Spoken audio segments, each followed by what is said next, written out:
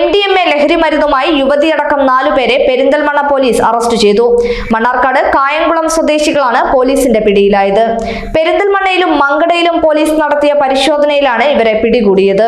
മണ്ണാർക്കാട് കോട്ടപ്പുറം സ്വദേശി വേങ്ങശ്ശേരി സിദ്ദിഖ്, പുത്തനങ്ങാടി സ്വദേശി ആഷിഫ്, കായംകുളം സ്വദേശിനി കിഴക്കേത്ത് ലുബ്നാസ് എന്നിവരെയാണ് ജില്ലാ anti narcotic squad SI Shijosy Thankachan arrest ചെയ്തത്. മങ്കട സ്റ്റേഷൻ പരിധിയിൽ ഏറാന്തോട് സ്വദേശി ആൽപ്പാറ വീട്ടിൽ ഷിബിയെ വീട്ടിൽ നടത്തിയ പരിശോധനയിലും MDMA സഹിതം അറസ്റ്റ് ചെയ്തു.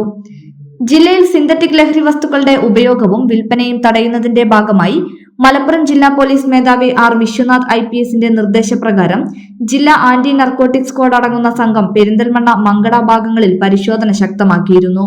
പെരിന്തൽമണ്ണ ടൗണിൽ ഫ്ളാറ്റിൽ നിന്നും 4 ഗ്രാം MDMAയുമായാണ് യുവതിയടക്കം 4 പേരെ പിടികൂടിയത്.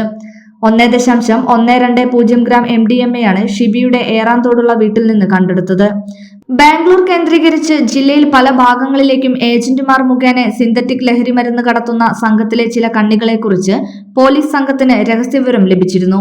ഇടനിലക്കാരായി നിന്ന് വൻതോതിൽ ലഹരി കൈമാറ്റവും ഉപയോഗവും നടത്തുന്ന ഈ സംഘത്തിലെ ചിലരെ രഹസ്യമായി നിരീക്ഷിച്ചതിലാണ് ആഡംബര ഫ്ളാറ്റുകൾ കേന്ദ്രീകരിച്ച് ലഹരി വിൽപ്പന നടത്തുന്ന 3-അംഗ സംഘത്തെക്കുറിച്ച് രഹസ്യവിവരം ലഭിച്ചത്.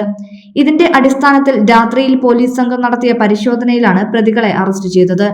പ്രതികളിൽ നിന്നും ലഭിച്ച വിവരങ്ങളുടെ അടിസ്ഥാനത്തിൽ ജില്ലയിലും പുറത്തുമുള്ള ലഹരിക്കടത്തു സംഘത്തിൽപ്പെട്ടവരെ കുറിച്ച് സൂചനകൾ ലഭിച്ചതായും തുടർന്നും പരിശോധന ശക്തമാക്കുമെന്നും പെരിന്തൽമണ്ണ DYSP A പ്രേംജിത്ത് അറിയിച്ചു.